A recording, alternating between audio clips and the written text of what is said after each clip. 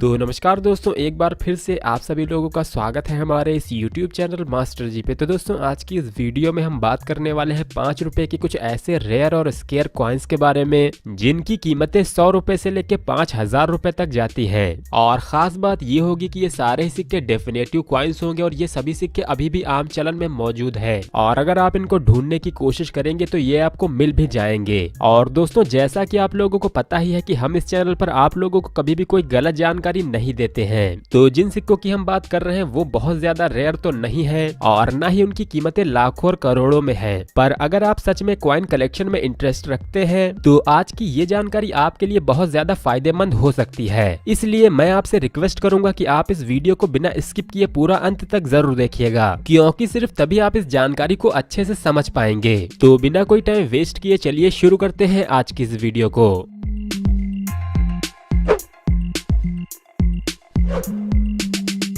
तो दोस्तों, जिन 5 रुपए के सिक्कों की आज हम बात करने वाले हैं वो सारे के सारे सिक्के होंगे डेफिनेटिव कॉइन्स, यानी कि इनमें कोई भी कमेमोरेटिव कॉइन शामिल नहीं होगा। तो सबसे पहले तो यही समझ लीजिए कि डेफिनेटिव कॉइन्स और कमेमोरेटिव कॉइन्स होते क्या हैं। तो जिन सिक्कों को आप आम चलन में देखते हैं उनमें आपको दो तरह के सिक्के देखने को मिलते हैं। एक होते हैं कमेमोरेटिव कॉइन, जिन पर आपको किसी पर्सनालिटी या इवेंट की थीम का चित्र देखने को मिलता है, और ऐसे ज्यादातर सिक्कों पर जो ईयर होता है वो लगभग एक ही होता है, यानी कि इनको अलग अलग ईयर्स में जारी नहीं किया जाता है। वहीं दूसरी तरफ आते हैं इस तरह के नॉर्मल डेफिनेटिव कॉइन्स, यानी कि वो सिक्के जिन सिक्कों को अलग अलग ईयर्स में सेम डिजाइन के साथ जारी किया जाता है, जैसे कि ये सारे सिक्के। तो इन 5 रुपए के सिक्कों में आप लोगों को बहुत ज्यादा रेयर वेराइटीज तो देखने को नहीं मिलती है, मगर आज मैं आप लोगों को बताने वाला हूँ इस तरह के सिक्कों में ही शामिल कुछ ऐसे म्यूल कॉइन्स के बारे में जो कि सच में काफी कीमती होते हैं। और दोस्तों, ये जो जानकारी आज आप लोगों को मिलने वाली है ये जानकारी अभी तक आप लोगों को किसी दूसरे YouTube चैनल पर देखने को नहीं मिली होगी। तो इसी बात पे इस वीडियो को एक लाइक जरूर कर दीजिएगा।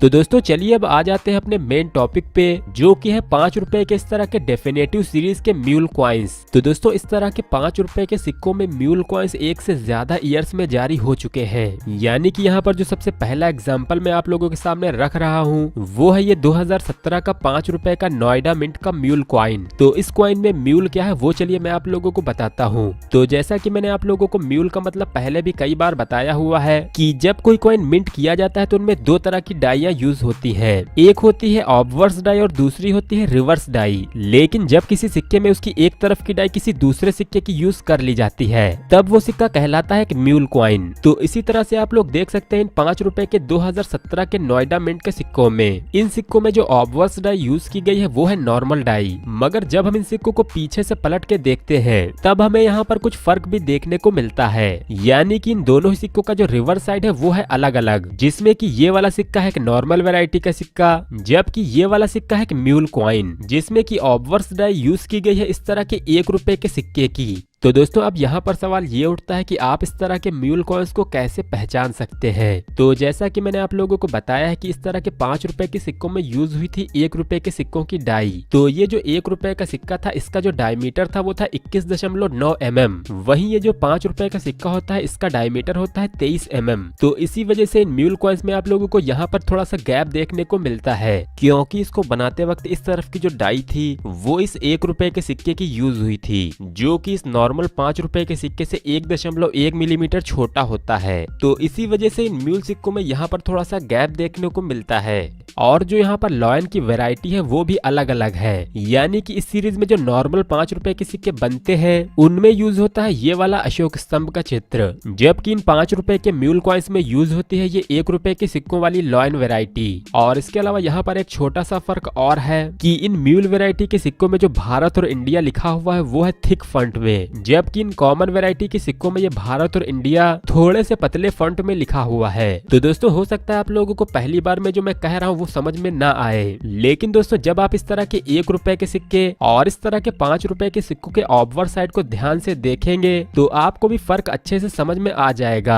और इसको और भी अच्छे से समझने के लिए आप लोग ये चार्ट भी देख सकते हैं। इस चार्ट का लिंक भी मैं आपको नीचे डिस्क्रिप्शन बॉक्स में दे दूंगा। तो दोस्तों, इस डिजाइन के जो म्यूल कॉइन्स हैं वो सिर्फ एक ही ईयर या एक ही मिंट से जारी नहीं हुए थे, बल्कि इस तरह के म्यूल कॉइन आपको काफी अलग अलग ईयर और मिंट में देखने को मिलते हैं। यानी कि कोलकाता मिंट की बात करें तो ये म्यूल कॉइन आपको 2011, 2012, 2013 और 2017 में भी देखने को मिलते हैं। और इसके अलावा मुंबई मिंट से आपको ये म्यूल कॉइन देखने को मिल सकता है 2011 और 2014 में, और नोएडा के मिंट से ये म्यूल कॉइन आपको देखने को मिलता है सिर्फ 2017 में। तो दोस्तों हो सकता है आपके मन में यहाँ पर यह भी सवाल उठे कि एक ही गलती को इतने सालों तक क्यों दोहराया गया होगा। यानी कि जैसा कि आप लोगों को पता है कि म्यूल कॉइन्स बनते हैं किसी गलती की वजह से, मगर दोस्तों मेरा मानना है कि इन सिक्कों में ये गलती जानबूझकर की गई थी, क्योंकि इस तरह के 5 रुपए के सिक्कों की छपाई काफी बड़ी मात्रा में की जाती है और कभी कभी नॉर्मल डाई के खराब हो जाने की वजह से इसमें लगभग सेम तरह के दिखने वाले इस 1 रुपए के सिक्के की डाई यूज की गई होगी। तो दोस्तों चलिए अब बात कर लेते हैं इस तरह के म्यूल कॉइन्स की कीमत की। तो जैसा कि मैंने आप लोगों को इस वीडियो के शुरुआत में ही कहा था कि इन सिक्कों की कीमतें लाखों और करोड़ों में तो बिल्कुल भी नहीं है, और ये सिक्के आप लोगों को 100 रुपए से लेके 1000 रुपए तक दिला सकते हैं। तो इनमें जो सबसे ज्यादा रेयर सिक्का माना जाता है वो है ये 2017 का नोएडा मिंट का म्यूल कॉइन। ये कॉइन रेयर की कैटेगरी में आता है और हाल ही में मुझे ये सिक्का ऑफर हुआ था 1000 रुपए में, जो कि यूएनसी कंडीशन में भी नहीं था।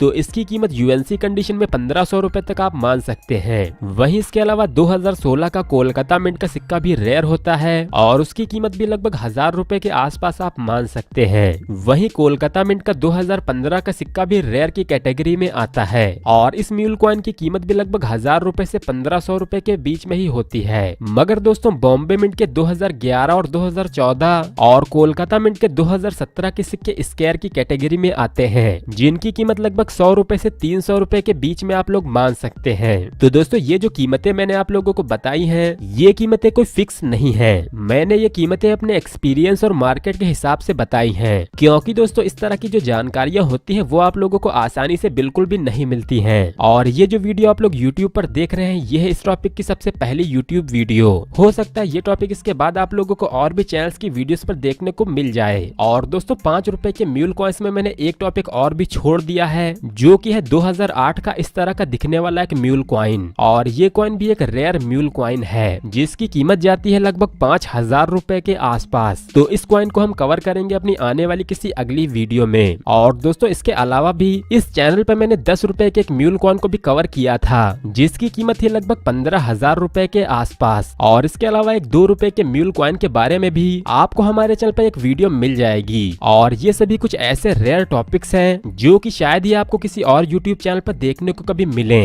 तो चलिए अब बात कर लेते हैं उन लोगों की जो कि इस वीडियो में भी आके ये कमेंट करेंगे कि हाँ मेरे पास ये सिक्का है, मगर उनको ये जानना है कि ये सिक्के बिकेंगे कहाँ। तो वो लोग जो सिर्फ सिक्कों को बेचने के लिए इस तरह की वीडियोस को देखते हैं, उन लोगों से सबसे पहले तो मैं ये रिक्वेस्ट करूंगा कि जिस म्यूल वैरायटी के सिक्कों की बात मैंने आज इस वीडियो में की है, सबसे पहले तो आप यही कंफर्म कर लीजिएगा कि आपको वही सिक्का मिला है या कोई आम सिक्का, क्योंकि बहुत सारे लोग कॉमन सिक्कों को ही रेयर समझने लग जाते हैं। और जब आप बिल्कुल कंफर्म हो जाए कि हाँ आपको वही सिक्का मिला है जो कि एक रेयर सिक्का है, तो सिर्फ एक ही रेयर सिक्का मिलने पर आप उसे बेचने की कोशिश मत कीजिए, क्योंकि इस तरह के कीमती सिक्के और नोट बिकते हैं एग्जीबिशंस और ऑक्शंस में, जहां पर अगर आप सिर्फ एक सिक्का लेके जाएंगे या फिर पोस्ट या कोरियर के द्वारा भी भेजेंगे तो उसमें भी आपको काफी खर्चा करना पड़ सकता है। तो सबसे पहले तो आप कुछ रेयर सिक्के और नोटों का कलेक्शन करें, यानी कि लगभग 10-20 सिक्के या नोट ऐसे कलेक्ट कर लें जिनको अगर आप बेचने में 1000 रुपए खर्च भी कर दें तो बदले में भी आपको कुछ पैसे बच जाएं।